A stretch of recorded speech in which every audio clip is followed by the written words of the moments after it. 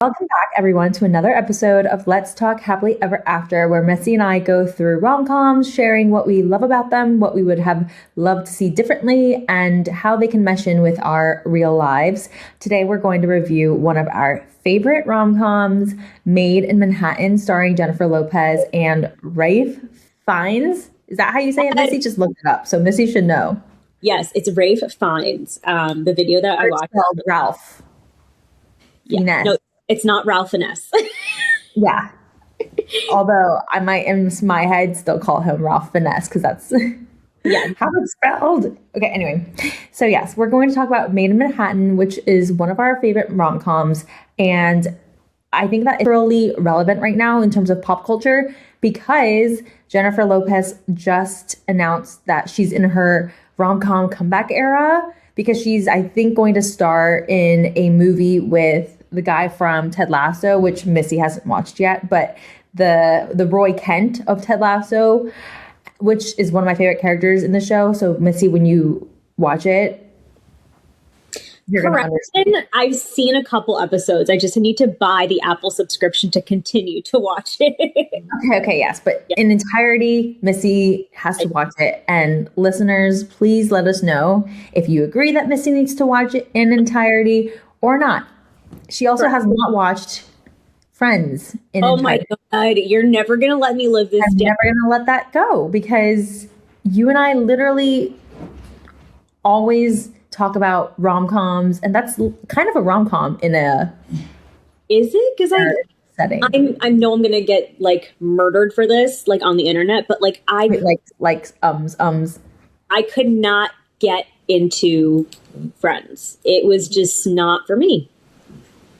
There's no judgment, Missy, but there may be a little bit. But there is. Anyway, let's give the plot rundown of everything for Maid in Manhattan. Do you want me to do it? Yep, hit it, Missy. So the story of Marissa Ventura, J-Lo, or Jennifer Lopez, a single mother born and bred in the boroughs of New York City who works as a maid in a first-class Manhattan hotel. By a twist of fate and mistaken identity, Marissa meets Christopher Marshall, Ralph Fiennes, heir to a political dynasty who believes that she is a guest at the hotel. However, fate steps in and throws the pair together for a magical night of romance. When Marissa's true identity is revealed, the two find that they are worlds apart. This movie came out on December 13th in 2002, and it stars J-Lo, Ralph Fiennes, Stanley Tucci, Natasha Richardson, R.I.P., little Tyler Posey, and on Rotten Tomatoes, it got a 37. I don't agree. What did Bridget Jones get? What? What did Bridget Jones get? 50-something? Yeah, but Bridget Jones is an OG. It led the way. No, I know. So I'm just trying to compare it because in my mind, Maid in Manhattan should only be a couple of percentage points away from Bridget Jones, but I think it's 20-something points different. I have to look it up. But I think it's a huge difference as well, but I don't understand because I think both are really great. And I would say Maid in Manhattan is in my top 10 rom-coms of all time. Top 10? Oh my gosh. I was just trying to count what would be in my top 10 the other day, and I think it would be top 15. Top 10 is so hard. I can't wait till we do an episode about this because I think it's going to be so great. But I think it goes to if we count movies such as Pretty Woman as a rom-com. Okay, I get what you're saying. Yeah. So that's more rom than com, I think. But anyway. Totally get it. Maid in Manhattan was amazing. It was. When you just mentioned Tyler Posey, I've never watched the show that he was in where I think it's a sci-fi show. Vampires come out and everything. It was a big show. Oh gosh. Anyway, so Teen Wolf. I think he was in Teen Wolf, wasn't he? Anyway, I'm never into the vampires and the werewolves except for Twilight, and only because everyone else was Twilight crazy. Yeah. I just can't believe that he was so young in that movie. Mm-hmm. And that just really aged us too, Missy. Totally aged us, because I feel like we were the same age as him when this movie came out and filmed. Yes. And in my head, I still can't differentiate him from the guy who's dating Jessica Alba. They're the same person to me, but Anyway, So I think we need to talk first about, obviously, the meet cute moment. And I think there's 2 meet cute moments in this movie. Yeah. And Which so the first... I didn't know until Missy kind of mentioned that there are 2. Yeah, in our side conversation. I think there's 2 meet cute moments because there's the original one where she meets Christopher Marshall as Marissa, the maid. And then there's the second meet cute moment where she meets him as pretend Caroline Lane.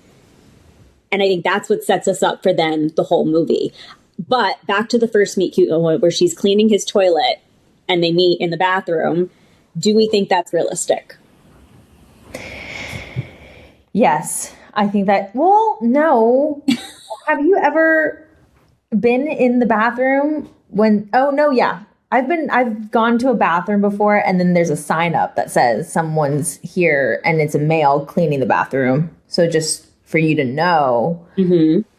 But I think that there could have been a little bit more heads up because usually the room's already ready and everything. You don't really interact with somebody in the hotel unless you call for them after you've already checked in. Well, the room was ready. It was just Lionel was doing his final, I guess, check, and that's when he broke his hand and she needed to clean up all the blood and everything. But either way, I think also they were in a private bathroom. They weren't in a, stall bathroom, whatever you would call another bathroom. That's Mm-hmm. So I think that makes a big difference too.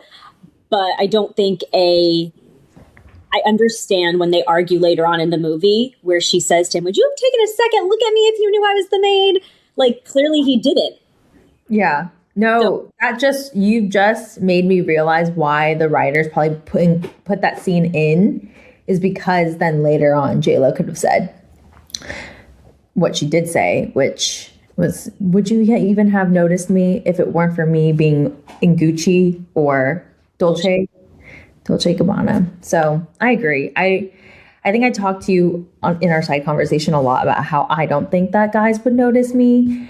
And there was also the social media video that went around where I think this woman did an experiment where she drops these things out in the public street. And in the first instance, she's just wearing regular kind of dirty clothes and doesn't stand out. And then the next time she's just in this really fancy dress and she drops all the same things. And then the video is about the social experiment of how people help her when she's put together. And I kind of think that could be realistic. That could happen. People usually tend to. It's like when celebrities dress down or dress in like costume in New York City or something. I'm trying, not costume, but like not as themselves, and they're and you can't tell that they are who they are, and they get a whole different reaction. Yeah. I think it may be because the norm is probably that people aren't put together that often. So then when someone is really dressed up really nicely, their hair's done and everything, it stands out a little bit more. Yes, but for our sake of this movie, it's not like she wasn't put together. She was just not at his level. Yeah. Was in a service industry setting. So, yeah, I don't think it's very realistic. But I don't know, because Cristiano Ronaldo, the really famous soccer player, met his now, I think, fiance, Georgina, when she was a worker in the luxury store. I think it was Gucci or something. She was one of the people who helped him when he came in to shop for Gucci. No, and she was just in, I think for a lot of those luxury stores, your outfit is just, your attire is all black or something.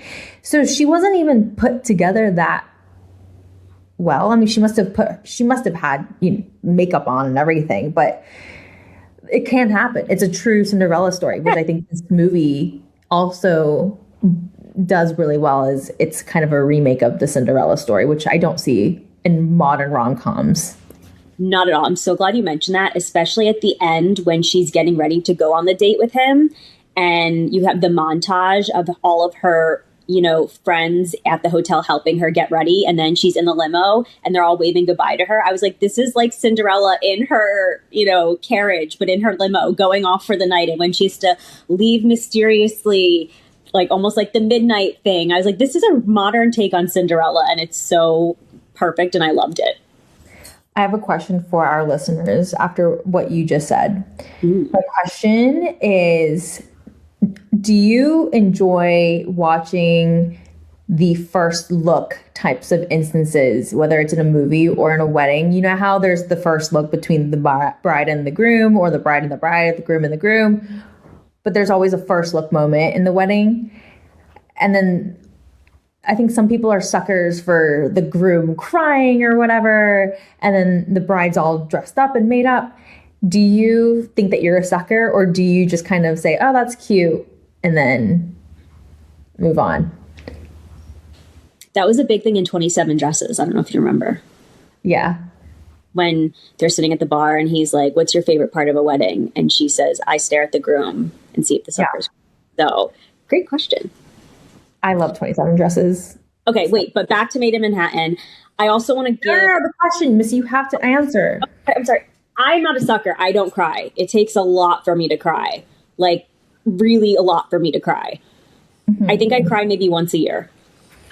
Okay, but do you, when you're watching this movie, Maid in Manhattan, and you know that scene where she's at the gala, she just comes down the stairs, and Rafe's character looks at her and is just completely and just overwhelmed by how beautiful she is. Do you smile? I think I kind of smile. I giggled. I was like, yes, queen. I have to tell you too, that moment when she's standing there in the dress and everything, I was like, that when I was a little kid, I was like, I want to wear that dress to prom. Yeah. Like, I wanted that whole outfit to be my prom outfit. And of course, obviously, it was not my prom outfit. But definitely wanted it to be my prom moment. But yeah, he definitely had that little twinkle. And it was cute. I was like, yeah, you go, Chris Marshall. I know you have so many other things that you want to say. But if I can say one more thing about that whole gala night. I love when she said, okay, but this is the last night that we can ever hang out. And then he says to her, okay, well, then you shouldn't have worn that dress. I said, oh my gosh, if a guy said that to me, it'd be done. I'd be like, I don't even think I'd be able to respond. I know. I'd just be like, we gotta go. And also, it wasn't like super, revealing or sexy in any way for J-Lo's standards. It was very conservative for her. Yeah. She clearly wore the hell out of it. And I mean, yeah, it was great. I want to go back to Natasha Richardson because R.I.P. She is such, like, seeing her in Parent Trap and then seeing her play like the pseudo villain in this movie was super cute. But I don't even think she was the villain. I think she just was, honestly, I feel like I identified most with her character because she's just a single gal trying to get over her man, trying to, put herself out there. And she just doesn't take a hint, though. No, I love her in any movie, I think. And yes, totally R.I.P. What's interesting to me is I think that the character in the movie that played Rafe's character looks just like Liam Neeson to me, who eventually did marry Natasha Richardson. Interesting. But that was just something that came to mind. But I love her in Parent Trap. I love her in literally any movie just because she's classy. Yeah. Even when she's the pseudo villain. Yeah. I also just love the things that she did. I can see not us, me and you, but like just us. I mean, obviously me too, but like just in general, like when she was like, I accidentally had my assistant forward my entire calendar to him. Like, come on, girls, we obviously always post potential thirst traps or post where we're going out with our girlfriends on like Instagram and stuff. So it might have not directly translated to modern times, but it definitely, did. Then when she keeps trying and trying, I was just like, girlfriend, I love your, the head on your shoulders, but he's not interested. Yeah, this was a random thought that I was just thinking the other day too, because you know how I basically told you that I am surprised. I'm constantly surprised by how many movies I watched in my life. But I think one of the reasons why I love the movies because there are so many things that you can learn from it. And when writers include specific characters for specific reasons, it makes the entire movie whole.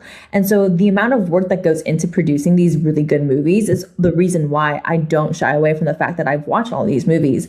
But Natasha Richardson's character in this movie, especially when she's trying so hard to get this guy, and it provides the comedy in these rom-coms. We wouldn't have this rom-com without characters like Natasha Richardson's.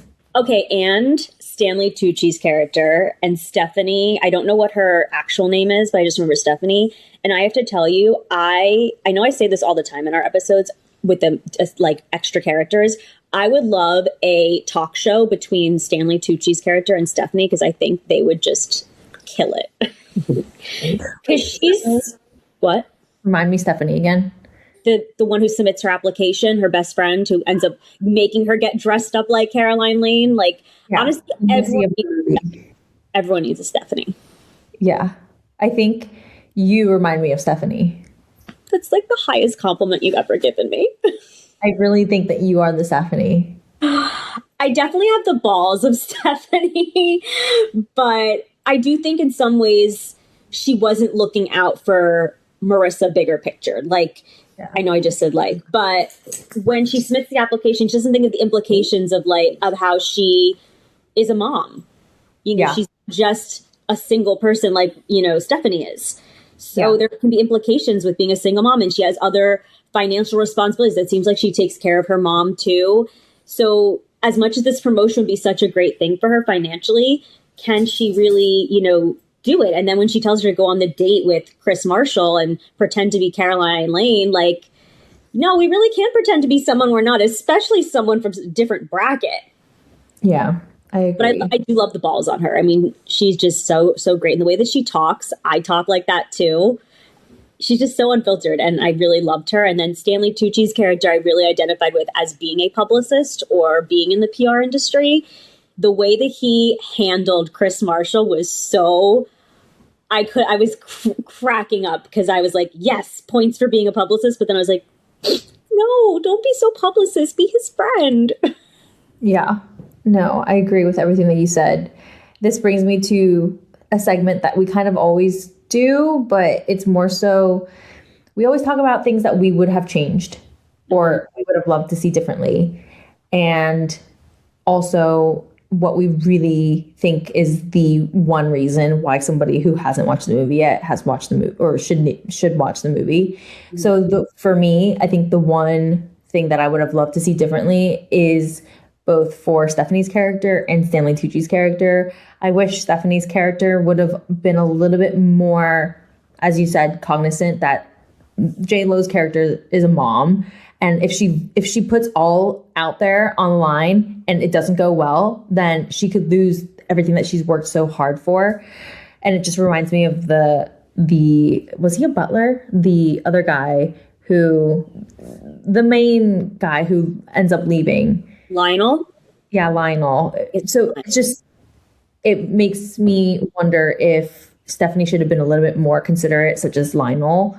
But another thing that I would have changed for Stanley Tucci's character would be if he could be a little bit less publicity. Yeah, publicity. I mean, again, would he have hated, or not hated, he didn't hate, but would he have detested J-Lo's character as much if she weren't a maid? If she were someone of high class, would he have been as critical? And I think the answer is no. Okay, I see where you're going with this, and I understand what you're saying. However, his job as a publicist is to look out for his client and make sure that he's dodging any potential bullets. And if you remember in the movie, it starts out where he has this broken off engagement and he's a rumored playboy in the magazine. So he's clearly just trying to do his job and make sure that, you know, there's not another headline about Chris Marshall and his relationship. So I understand where you're coming from, and I understand why he acted the way that he did from a strictly PR perspective. I do think it wouldn't have been so bad if she was a maid. It's not like she was this terrible person or had like a record. You know what I mean? She was just a single mom trying to do good by her kid. And she was trying to do better. She was going after the manager position. Was he a playboy, or was that just fake news? I don't think he was a playboy. I think that was just like the newspapers kind of like fluffing him up.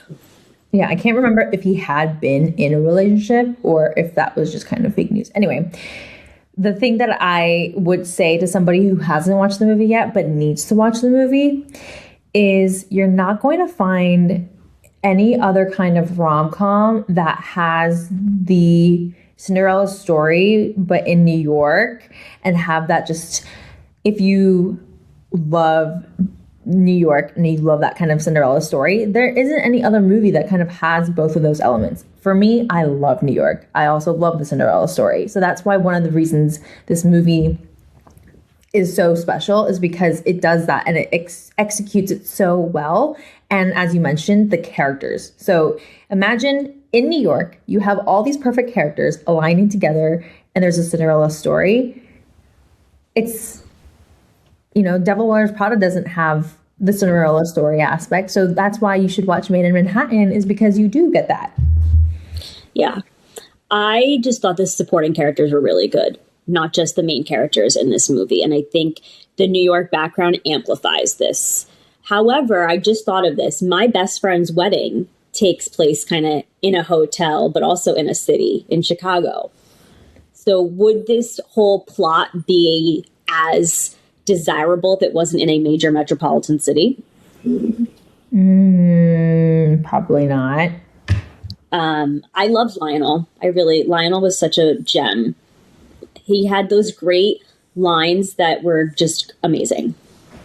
Yeah. And he would have brought me to tears if he had more parts. It was good that his part was literally just down to that 5 seconds or whatever when he, at the end, where he told her, we don't serve. We serve people, but we're not servants. That part, if they dragged it out longer, I would have cried. I'm glad you said that, because that quote, that line has always stuck with me. I love this movie for obviously so many reasons, but the main reason I love this movie is that really put some perspective for me. I've been very fortunate to be able to travel to different places, go to different hotels, stay in all these awesome places. And my family is, not very well off, but we're pretty off. And I get to be able to do these things. And I always remember this quote when I'm at a hotel or when I'm out somewhere to dinner or wherever, that, just because you have a waiter or a masseuse or someone or, the bellhop or whatever, they're still people. And it doesn't mean you have to treat them any differently. And so I always think of Lionel and I think of this movie. And I think I really tried to pride myself on, having this Lionel-ness in me. Aww.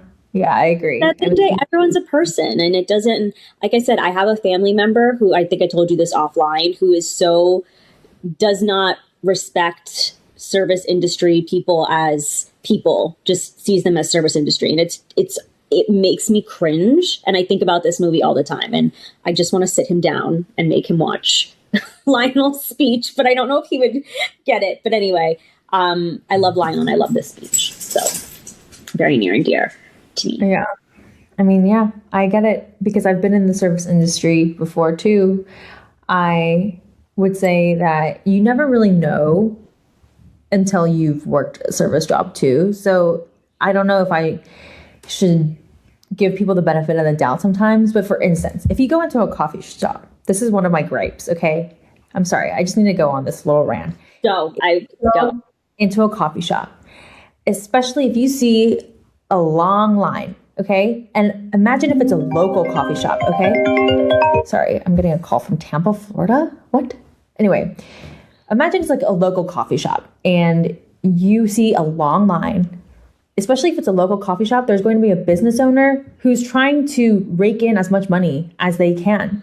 But if you see that long line and you go into a coffee shop, you've, let's say, already seen the menu for 10 minutes because you were in that line, and you get to the cash register and you don't know your order, or you make it very difficult for the person trying to take your order. Hey, I want a coffee. Then the person who's taking your order is going to have to say, would you like a hot coffee, a cold coffee? What kind of size? Small, medium, large? What do you want in your coffee? And then from there, people are saying, oh yeah, I kind of want a hot coffee. No, cold. Know your order. Oh, wait. Yes, add a strict. You know what I mean? Yeah. It's just know your order. Know your order. But sometimes when you're at a restaurant, you don't really know. But if you had so much time, this person is waiting on you. Quite literally, they're a waitress, but they're waiting on you. And it just will help them. It's my gripe. I'm the complete opposite, whereas I need to know everything and everyone of the situation. I need to control everything. And so I will look up the menu Even if it's Starbucks, I will look at the menu before I go anywhere because I need to already be prepared. So when I'm awkwardly sitting at the table on a first date and he's like, oh, what are you going to get? I already know what I'm going to get, but I just need to pretend like I haven't researched the whole menu and know where the bathroom is and all the exits are. Sorry, we went off into a tangent, but I think it just goes to show that there's another reason why this movie really hits home for me is because there's somebody who's starting out in a life that's not as upscaled, it's not as privileged, and so to have that kind of lifestyle mesh with another lifestyle that is the upscaled, it's just kind of another reason to watch the movie if you want to see the dichotomy. But I want to really quickly do our other segment of spill the tea or spill the popcorn. Because popcorn. I did not know this until later on when I was watching Harry Potter, that Ralph Fiennes is Voldemort in Harry Potter. And for the longest time, I could not watch this movie without imagining her kissing Voldemort. And I found a meme on the internet. Can you stop, please? And I found a meme on the internet, which I'm going to will show when we post this video, of J-Lo's character kissing Voldemort instead of Ralph Fiennes. And it just was so funny. You can't get over it. You mentioned this to me in the side conversation, and I don't know if I can get over it now that you've mentioned it. If I watch the movie again, I'm definitely going to think this now because it's in my head. Oh, 1,000%. I think I also told you that he was filming another movie with... Oh, no. Here are my two spilled up popcorns for you, Missy. Love that you bring it. He was filming this movie right after or during the Schindler's List, which I've never watched, but I think it's just completely opposite genre. I think it's horror, and this is rom-com. And so to see him do that just goes to show that he's a really great actor. The other spilled up popcorn is that he and Stanley Tucci were in another movie together too, The Conclave, which I also did not watch. I did not watch that. I did not know that either of those two spilled popcorn. So go Paula this week. Yes, go. And I spilled the popcorn. Yeah. The other thing that I want to mention is that it's not quite the 25th anniversary, but next year will be the 25th anniversary, which goes back to my point about how it really dates us. Stop it. Don't make me feel old. Wow. I would highly recommend this movie to anyone who just needs a really good, feel-good kind of modern Cinderella story moment. I loved the ending, too, with all the montages at the end. I feel like rom-coms always do this where at the end they try to tell you, where the characters are a year from now. And I loved that they did it in a way that was so quintessential New York by having it in headlines of different magazines. And I love that you got to not just see Marissa and Chris Marshall, you got to see all of the characters and where they ended up. And like my favorite one was obviously seeing Rufus and Stanley Tucci's character on the cover of the dog magazine, because that was just icing on the cake. Yeah. Wait, you saying that makes me think of two things really quickly, which is, again, I'm always trying to think about the writers who wrote the script. It's nice to think that they wanted, because this show is called Let's Talk About Happily Ever After. And it's nice that they thought about, well, whoever's watching this, they probably want a little snippet into what the happily ever after would be like. And it is a Cinderella story. Yeah. So I think that is just really nice. Now that you mention it, people really care about whoever's watching, who's as immersed in the movie as they probably want viewers to be. And so just to give that little extra is always nice, because sometimes you just want to know what happens after. Inception. Yeah. Does the dreidel top drop? Not drop. We don't know. Over this reference right now. One thing I would change, because we always talk about this, what would we change about the rom-com? There absolutely is. Honestly, this movie is so perfect. I really would not change anything, except at the end when we do those montages, we see like a joke about how the two French girls get arrested for stealing, I guess, stuff from the hotel or whatever. I would have loved to see a headline about Natasha Richardson's character, because, maybe just because I feel for her, I would have liked to see what happened to her. Yeah. Yeah. Like, did she finally get her happily ever after? like Sotheby's, Caroline Lane marries like, Riker realtor, so I don't know, like Definitely. something That girl, I'm not worried about that girl at all. Yeah. No, definitely not worried about her, because considering the tenacity she had and how she went down there to buy that extra dinner plate at the Met Gala just so she could go and see Chris Marshall. Yeah, she definitely got her happily ever after, for sure. Oh, she definitely did. Yeah. It's funny that you mentioned her, because I also wanted to mention that when you talked about how there's a montage at the end of this movie of all the pictures, Natasha Richardson was in Parent Trap, as we talked about. And at the end of Parent Trap, there's also a montage of all these pictures and where that life goes. So maybe more rom-coms need montages. We need to know, attention directors, producers, anyone who's in the process of writing a rom-com, note to yourself and to the crew, we need a montage afterwards. We need to know what's going to happen to these characters, because you just invested us for over an hour and fully, we're immersed in their lives now. I need to know. I'm sorry. I just need to know. This is going to be really glum for me to say, but I think one of the reasons why movies are so sad for me, all movies, is because at the end, it's just goodbye. It's just, you know what I mean? I remember, again, this is Inception, but I remember when I watched that movie in theaters, another thing that I think theaters did really well was to add it on to that experience, because you get to see it full screen. Yeah. And something about being at the theaters really made me feel sad at the end of a movie, whatever it was, because it was just goodbye. Well, you have to leave. You have to go, like, throw your garbage out. You have to listen to the credits. You have to go back to your car. Sometimes you get there when it's like light out, and then when you leave the movie, it's dark out. It's, it's like the harsh reality of, oh crap, I'm not in a rom-com, or I'm not, I think that's an element that we're missing now, because, people don't go to the movies anymore. Things are now straight to streaming. So I think that's a really good point to make. Elevated. Definitely elevated. Me watching a movie on my laptop versus me watching a movie at the theater, the ending, the shock of disparity of, oh, I have to go do XYZ tour. But I do like being able to be in my feels by myself. Yeah. No, totally. I don't have to share my feelings with everyone in the movie theater if I'm the one who's laughing at a joke and no one else is laughing at the joke. Like, I'm content with that process. Yeah. I can't imagine, how a lot of celebrities will go and surprise people at the movies. I can't imagine that happening to me if I were watching, I don't know, Something Borrowed, because that's my favorite movie, and then Kate Hudson just suddenly appears at the end. I'd be like, if I met Kate Hudson, I think I would freak out. She's so culturally relevant all the time, pop culturally relevant. And she's just so amazing as a person, too. Like, not that I know her, like, I'm not like BFFs with Kate. Not that I can even call her Kate on a first name basis, but she just seems like a really cool person based on her vibes on Instagram. And so I hate to cut us short, but Benny is going crazy, as you could tell throughout this whole episode, and needs to go have his happily ever after outside.